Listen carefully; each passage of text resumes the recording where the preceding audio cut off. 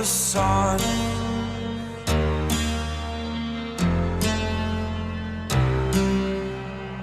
To dream, believe in.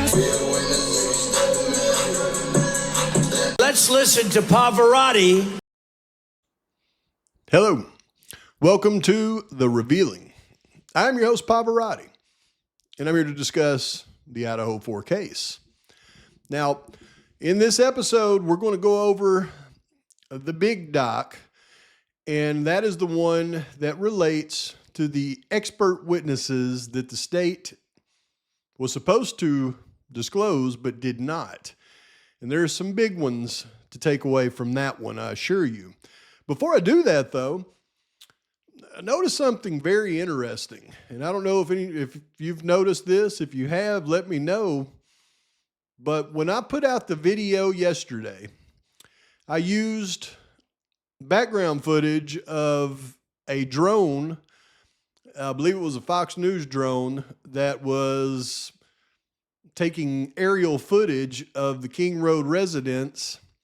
And I'm not sure exactly which day it was, but in that footage, you could see a couple of those Idaho State Police ladies that were getting prepared to go in. They were dropping gloves and stepping on them, and they didn't seem very organized. And I know some of y'all pointed that out. But as I watched this drone footage, I seen a couple of things that were glaring. One was really weird, and I'm going to show that to you. In fact, before we get into those court docs, let me just go ahead and do that.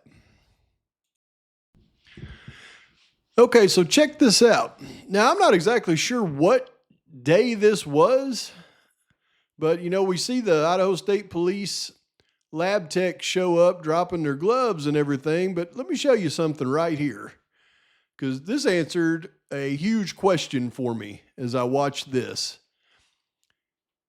Okay, pay close attention. Right there. See that? Okay, this is 1112 right here, aimed this way. Look at this car. Did you see the car up there? One more time. If the camera's facing this way, it would see a car that turned on Walenta and headed that way. Is that the Walenta camera?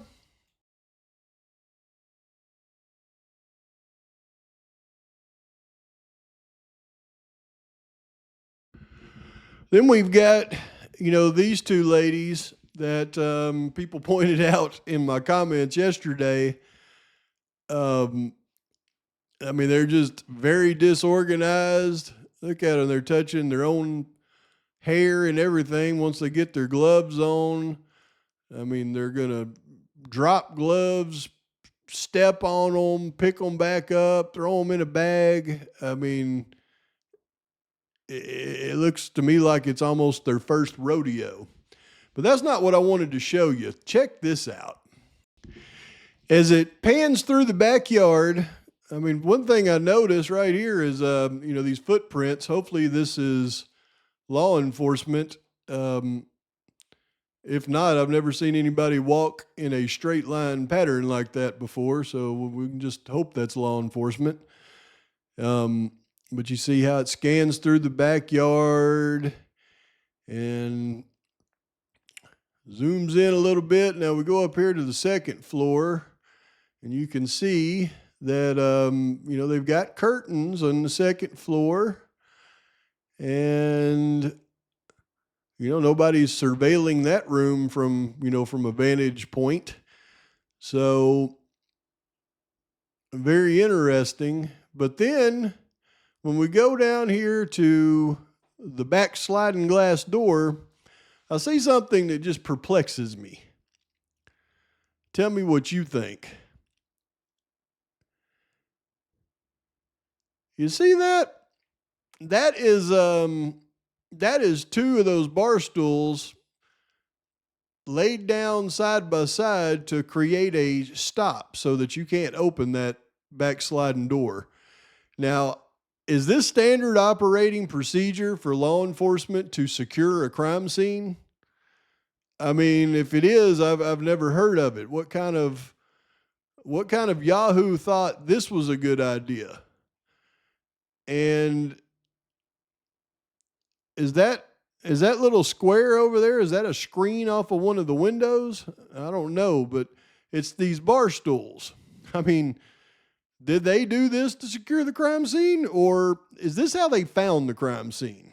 If that's how they found the crime scene, then somebody was trying to keep somebody from getting out of the house. I wanted to point that out because I've never seen anything tell me definitively where the camera was that could see the vehicle exiting and leaving via Walenta. Well, the 1112 camera would absolutely at night catch the headlights of the vehicle if it turned left and went around Walenta. So I think that answers my question right there. But it's those bar stools. I mean, I guess they could have did that to secure the crime scene, but I mean, does the door not lock? Did they not have a bar that they could put there? Was it not under constant guard until they, gathered all the evidence? I mean, wasn't it secure with personnel? Did they really need to take 2 bar stools and create a door block? Is that how they found that? Because if that's how they found that crime scene, well, then I wouldn't have to go any further. I mean, you would have some serious individuals blocking that door like that so that nobody got out. And those roommates that survived, I mean, would need, if they found the crime scene like that, then they need to be sitting in the jail cell somewhere right now waiting their trial. I mean, I don't know how else you could what other conclusions you could come to. But I don't know. I don't know what day that was and why it was like that. Let me know what you think in the comments. But let's get right into these court docs because this is the one that's very interesting. Okay, folks, this one's going to be huge. And let me show you why. And I've seen a lot of people break these down so far, and they've done a pretty good job, but I'm going to show you some things that nobody's pointed out in this, I assure you. We've got our motion to compel the ICR 16B7 material and 4 sanctions. And you can see Kohberger, buying through his attorneys, moves this court for an order to compel complete expert disclosures from the state in this matter and requests sanctions pursuant to ICR 16K. The sanctions considered must be the exclusion of the experts or, at a bare minimum, an order compelling proper disclosure and an extension of Mr. Kohberger's January 23rd, 2025 deadline. Okay, so what she's asking for here are sanctions, and those sanctions could be either the total exclusion of the experts or, at bare minimum, the full disclosure of the experts and an extension of Kohberger's January 23 deadline to respond. So now it's on the judge, right? The judge wants to keep this train moving. And if he grants if he grants the order to compel proper disclosure so that the state can keep those witnesses, then he has to extend that deadline. So the train's not running on time if he does that. The other option for the judge is to keep the train running on time and exclude those experts from testifying. But let's look at ICR 16K to make sure we clearly understand the law as it relates to this in Idaho. So the 16K rules. All right, so orders for discovery.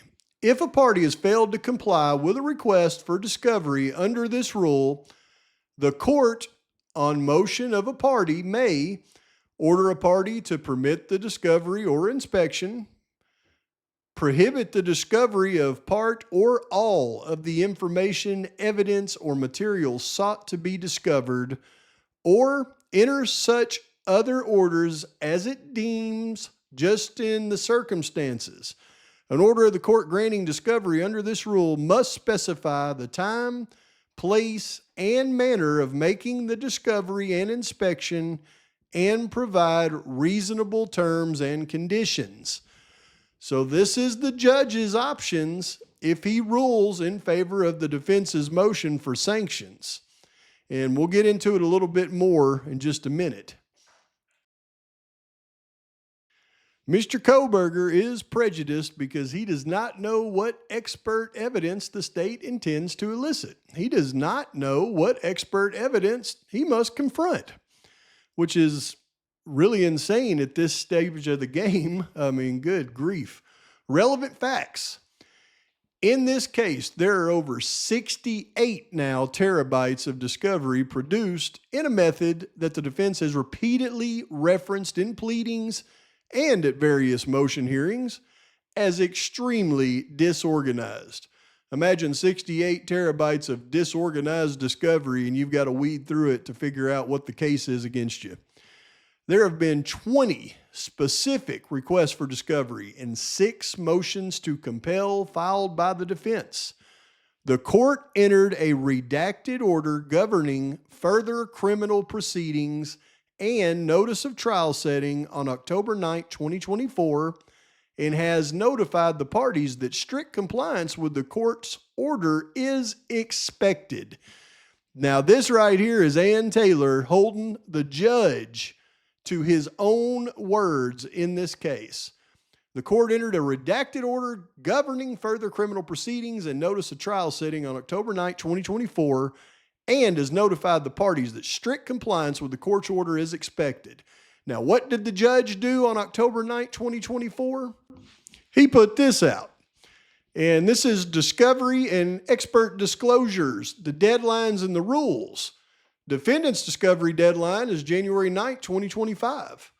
Experts, a list of experts the parties intend to call at trial, including a copy of the expert's report consistent with ICR 16b7 and a copy of the expert's curriculum vitae shall be disclosed to the opposing party as follows.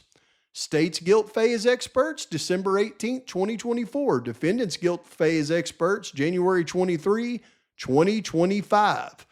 And then you'll see it says counsel should not wait until this date to file discovery motions if the issue is ripe prior to the deadline. The court will provide additional response, reply, and hearing dates for earlier filed motions. Discovery motion should not be delayed once the issue is known. Trial will not be postponed because of a discovery motion that could have been filed earlier. Trial will not be postponed because remember those words. But what did the judge explicitly tell them to do? Have your expert lists and your expert reports consistent with ICR 16b7 at the proper times, or there will be consequences. He was laying it out and he wasn't playing because guess what? Ann Taylor waited until the very last day to try to file a motion for discovery or ask for an extension for discovery. And he said, you waited till the last second. That motion is denied because you're not following what I told you to do in this order right here. So he held her feet to the fire. Now he's facing the same decision, but this time with the prosecution, but their negligence is gross, unlike Ann Taylor's at the time. So he's in trouble. The prosecution's in trouble, folks. But let's check out ICR 16b7. What is the judge requiring of them? He's requiring that expert witnesses, on written request of the defendant, the prosecutor must provide a written summary or report of any testimony that the state intends to introduce at trial or at a hearing pursuant to Rules 702, 703, or 705 of the Idaho Rules of Evidence.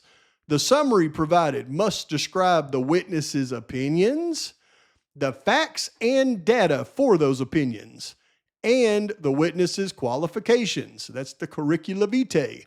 So all they did was provide the curricula vitae. They didn't provide the witness's opinions or the facts and data for those opinions. Disclosure of expert opinions regarding mental health must also comply with the requirements of Idaho Code 18207. The prosecution is not required to produce any materials not subject to disclosure under subsection G of this rule. This subsection does not require disclosure of expert witnesses, their opinions, the facts and data for those opinions, or the witness's qualifications, intended only to rebut evidence or theories that have not been disclosed under this rule prior to trial. So the only way that the prosecution's expert witnesses cannot provide their opinions and the facts and data to back up those opinions is if they are a rebuttal witness. And you can bet they're not going to have simple rebuttal witnesses to rebut DNA discovery. What is going on here, prosecution? You're about to get slapped to the ground. Now, let's continue. On December 18th, 2024, the state disclosed 25 experts.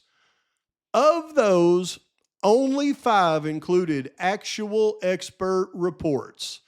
So based on what we just read that the judge demanded and the Idaho criminal rules clearly describe, of the 25 experts that they submitted, only 5 followed the criminal rules. And the judge has said, you better follow those criminal rules. But this is the most eye-opening thing. Notably, not a single DNA expert opinion or report was produced. Not a single DNA expert opinion or report was produced. Instead, the state's disclosure refers to Bates numbers pages and say, this disclosure is provided as an aid. It does not encompass all findings, impressions, conclusions, or materials related to this expert's involvement in this case. It further does not in any way limit the scope of the expert's testimony. Further, this expert may testify about findings, impressions, and/or conclusions that he or she drew from the work of other experts who previously examined or handled the evidence in question. You can see I got no right here, because let me tell you what they're doing right here, folks. And this is where I have just a little bit of a problem when I watch people that are clearly on the side of Bryan Kohberger's innocence, but then they just unwittingly dive into the IGG like it is real. I mean, come on. You cannot believe the IGG is real, that they popped Kohberger's DNA from a knife sheath into a 23andMe database and got a direct hit, and that's what led them to Kohberger. And then on the same hand, believe that Kohberger's innocent. So when the people that are going through and they're saying the IGG led to Kohberger, this is the only thing they had. That is, in my mind, I'm going, what are what are you thinking there? There is no way the IGG led to Kohberger, because Kohberger didn't do it. It isn't his DNA on the button snap on the knife sheath. We've gone through many of the DNA presentations of how they manipulated the DNA in this case. And one thing is for sure, they had Kohberger's name before the 19th. I believe they had it around the 15th. Now, if they had it on the 15th, they would have produced that IGG backwards in about 3 days. So it would have come out the 18th or the 19th. There is no way the IGG is real, folks. And if the IGG was real, well, then Kohberger would, I would look at him a little bit different. And I'm not going to, because I know the IGG isn't real. So it just perplexes me how people on Kohberger's side wants to point out facts on the IGG. The IGG is fake. And this right here proves it, because Not a single DNA expert opinion or report was produced. Now you think about that for just a second. That means not one report on the initial profile that they put together in the Idaho State Lab, not one report on any of the information that Othram Labs put together, not one report on the DNA disclosures or the DNA collected from Kohberger's trash in Pennsylvania that got his father's DNA. Not one expert on the buccal swab that was collected in Pennsylvania. Not one report on the buccal swab that was collected in Idaho. And certainly not one report on the match between the buccal swabs in Pennsylvania and Idaho and the one that was initially produced by the Idaho State Lab. Not one opinion was produced. But here's what they're trying to do. And this is what really upsets me. Because when you look right here, what they're saying is, this expert may testify about findings, impressions, and or conclusions that he or she drew from the work of other experts who previously examined or handled the evidence in question. So what the prosecution is going to try to do, instead of calling to the stand the people that manipulated this thing through the chain of custody from day one to day of the arrest and a few days after, they're not going to put them on stand to testify to their own doings. They're going to have an expert that wants to testify to things that they did and make impressions and findings or conclusions from their work. So what this is a bait and switch. They're not going to put the original experts on stand because they don't want to lie. But they will put an expert on stand that did not have anything to do with their processes, that just looks at their reports and then makes conclusions based on their reports. That is called insulating. That is ridiculous, and this cannot be allowed to happen. Not that. Let's move forward. Then it gets to at least 3 digital forensic experts are disclosed with list of 67 electronic devices or third-party databases examined. Not a single report of what the 3 experts will opine related to any specific device or data is disclosed. So all of the digital data that there's supposed to be so much evidence against Kohberger, they're not producing a report for that either. Argument. This is a capital murder case, and nothing about it is clear-cut. The expert issues are complex, involving many different facets of DNA, like I just went over, yet they're not going to produce a report or the experts that actually did the work. Cellular data, cell tower coverage, drive testing. Obviously, they didn't even provide all of the drive testing data. Car identification, crime scene and blood spatter analysis, fingerprint analysis. Now, I've heard so many people jump on this, well, it's got to be Bryan Kohberger's fingerprint or it wouldn't be in here. Morons.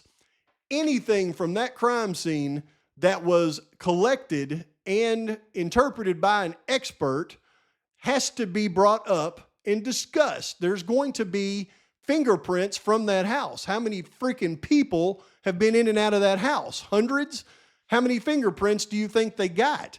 Not one thing about Bryan Kohberger's fingerprint has ever been leaked. And you can bet if they leaked the fact that he has a 5.07 octillion match to some DNA, they would absolutely have released, oh, we got his fingerprints. Now, don't be stupid.